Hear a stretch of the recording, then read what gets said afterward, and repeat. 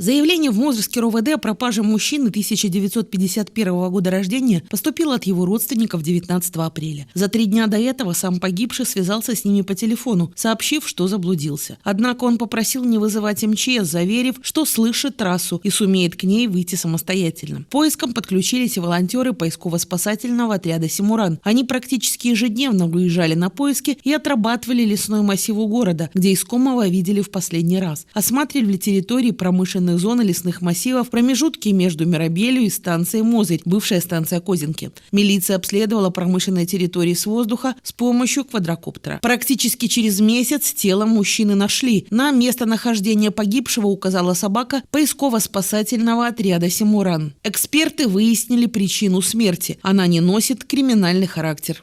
По факту обнаружения трупа пропавшего мужчины Мозырским районным отделом Следственного комитета назначена судебно-медицинская экспертиза.